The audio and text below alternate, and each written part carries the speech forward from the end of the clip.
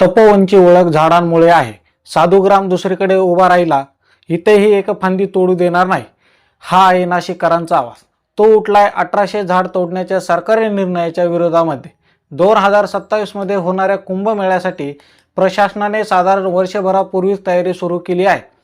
केंद्र आणि राज्य सरकारकडून त्यासाठी मोठा निधी देण्यात येतोय.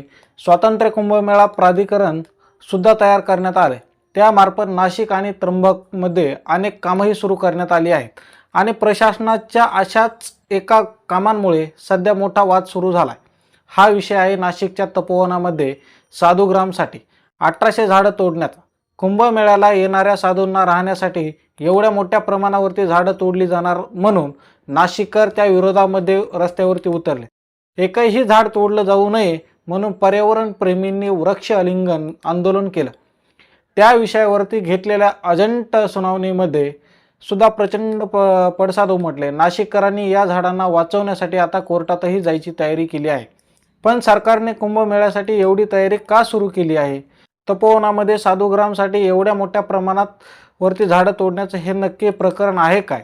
त्याला पर्यावरण प्रेमी आणि नाशिककरांचा विरोध का होतोय?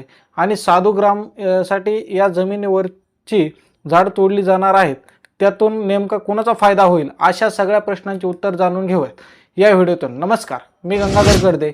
नाशिक त्र्यंबकेश्वरमध्ये दर 12 वर्षांनी होणार कुंभमेळा अवघ्या पावणे 2 वर्षावरती आलाय. पुढच्या वर्षी 31 ऑक्टोबर 2026ला सिंहाचं ध्वजारोहण होईल, तर 2 ऑगस्ट 2027ला पहिलं अमृतस्नान होणार आहे. हा त्रिखंडी कुंभमेळा असल्यानं त्याचा पर्वकाळ सुमारे 22 महिने असेल.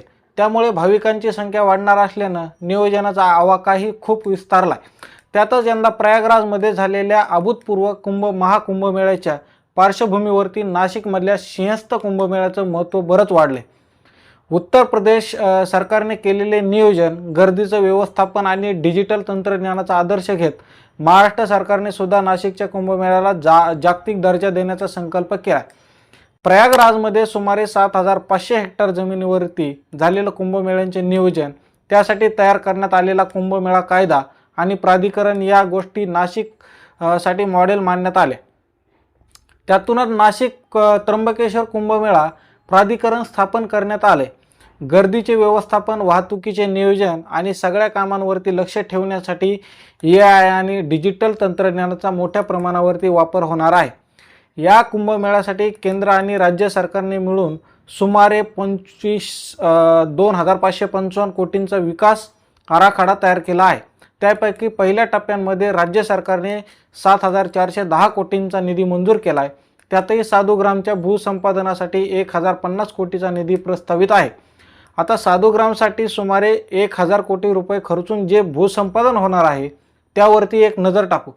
नाशिक महापालिका आणि कुंभमेळा प्राधिकरणाने कुंभमेळ्यासाठी तपोवन परिसरामध्ये साधुग्राम उभारण्याचे नियोजन केले. देशभरातून येणाऱ्या लाखो साधू महंतांचा निवास आणि सोयी सुविधांसाठी हे साधुग्राम उभारलं जाणार आहे. प्रशासनाने या साधुग्रामसाठी निश्चित केलेल्या 1152 एकर जमिनींपैकी सध्या महापालिकेच्या ताब्यात असलेल्या 54 एकर जमिनीवरची झाडं तोडण्याचा निर्णय सरकारकडून घेण्यात आला. या 54 एकरांवरती असलेली सुमारे 1800 झाडं तोडण्यात नाशिकच्या हिरवाईची मोठी हानी होईल, असा आक्षेप पर्यावरण प्रेमी आणि नाशिककरांनी घेतला. पंढरपूरसारख्या तुलनेत लहान शहरामध्ये 25 ते 30 लाखांची वारी सुरळीतपणे हाताळली जाते. मग तुलनेनं मोठं क्षेत्रफळ असलेल्या नाशिकला इतकी झाडं तोडण्याची गरज काय, असा त्यांचा सवाल आहे. यातच महाराष्ट्र राज्य वृक्ष प्राधिकरण कायदा 2021 मध्ये केलेल्या दुरुस्तीनुसार 200 पेक्षा जास्त झाडं तोडायची असतील तर त्यावर निर्णय घेण्याचा अधिकार स्थानिक वृक्ष प्राधिकरण किंवा प्रशासनाला नाही. हा कायदेशीर मुद्दा सुद्धा पर्यावरण प्रेमींनी उपस्थित केला आहे. नागरिकांनी साधुग्रामसाठी महापालिकेकडे पर्यायी जागांची शोध घेण्याची मागणी देखील केली आहे. पण प्रशासन दाद देत नसल्याने झाड तोडण्याच्या या निर्णयाच्या विरोधामध्ये मोठं जनआंदोलन उभं राहिले. दुसरीकडे कुंभमेळा मंत्री गिरीश महाजन यांनी जुनी आणि मोठी झाडं तोडली जाणार नाहीत. केवळ गरजेनुसार 10 वर्षांपेक्षा कमी वयांची झाडं काढली जातील किंवा त्यांचं ट्रान्सप्लांटेशन केलं जाईल. तसं तोडल्या जाणाऱ्या प्रत्येक झाडाच्या बदल्यामध्ये 10 झाडं लावून त्यांचं संगोपन केलं जाईल. असं म्हटलंय तर वृक्षतोडीच्या मुद्द्यावरती अनावश्यक अफवा पसरवल्या जात असून 1800 झाड तोडण्याचा कोणताही विचार नाही, ही संख्या त्याहून खूप कमी असेल असं कुंभमेळा आयुक्त शेखर सिंह यांनी म्हटलंय. पण सरकार आणि प्रशासन असे खुलासे करत असलं तरी वृक्षतोडीचा निर्णय रद्द केल्याचा जाहीर होत नसल्यानं त्यावर कार्यवाही होण्याच्या शक्यतेने नागरिकांचा विरोध दिवसेंदिवस तीव्र होतोय. अभिनेते सयाजी शिंदे, लेखक दिग्दर्शक सचिन गोस्वामी यांच्यासह अनेक सेलिब्रिटींनी आणि नागरिक संघटनांनी या वृक्षतोडीला तीव्र विरोध केला. नुकत्याच झालेल्या जनसुनावणीवेळी नागरिकांचा हा प्रक्षोभ उफाळून आला. साधुग्रामसाठी एकही झाड तोडू देणार नाही अशी ठाम भूमिका त्यांनी आक्रमकपणे मांडली. नाशिककरांच्या या संतापाचा अंदाज असल्यानेच महापालिका आयुक्त मनीषा खत्री, कुंभमेळा आयुक्त शेखर सिंग यांच्यासह पालिका आणि प्राधिकरणाचे वरिष्ठ अधिकारी या सुनावणीकडे फिरकले सुद्धा नाहीत.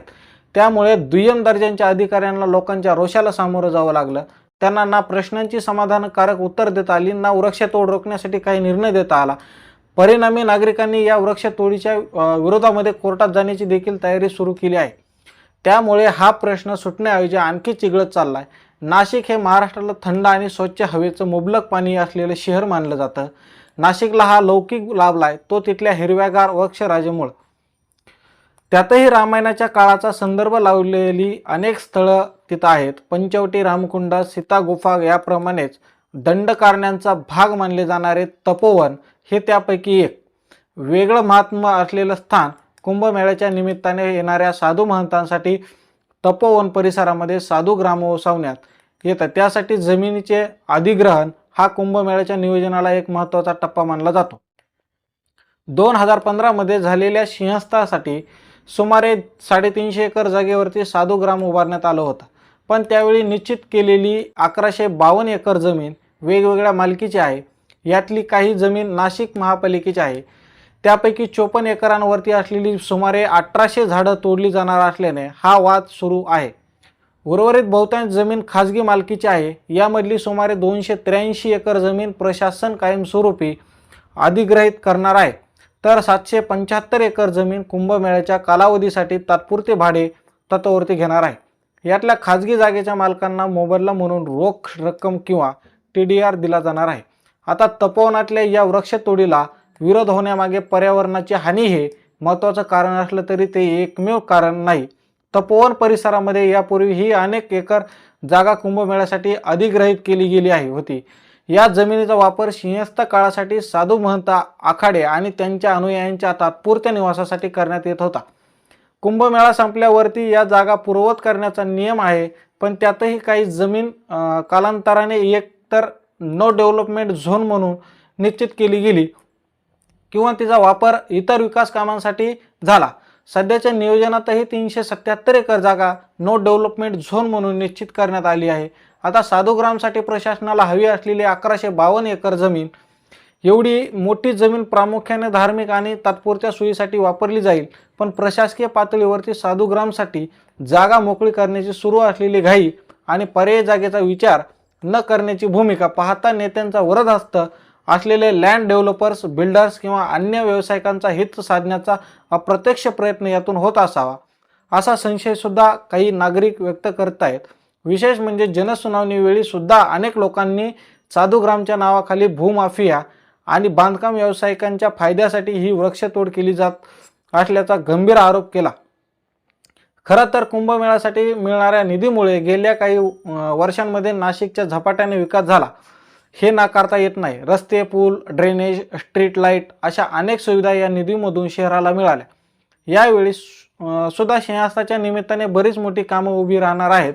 पण हे सगळं होत असताना नाशिकने आपल्या हरित शहराचा लौकिक सुद्धा आजवरती कायम राखलाय.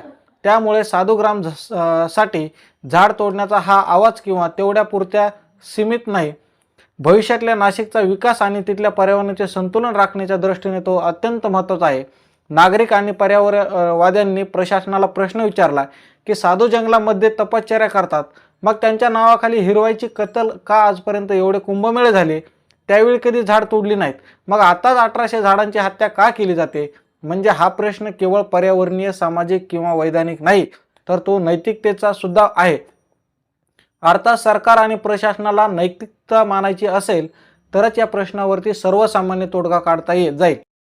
असं पर्यावरणप्रेमींना वाटतंय. नाशिकमध्ये कुंभमेळ्याच्या निमित्ताने उभा राहिलेल्या या वादाबाबत तुम्हाला काय वाटतं? साधूग्रामसाठी खरंच इतकी झाडं तोडली पाहिजेत का? आता याचा नेमका कुणाला लाभ होईल? साधूंना की संधी साधूंना? याबद्दलची तुमची मत आणि प्रतिक्रिया कमेंट करून नक्की सांगा. आणि माहितीपूर्ण व्हिडिओसाठी तुम्ही आपल्या चॅनलवरती नवीन असाल तर व्हिडिओला लाईक करा, शेअर करा आणि चॅनलला सबस्क्राईब करायला अजिबात विसरू नका. धन्यवाद.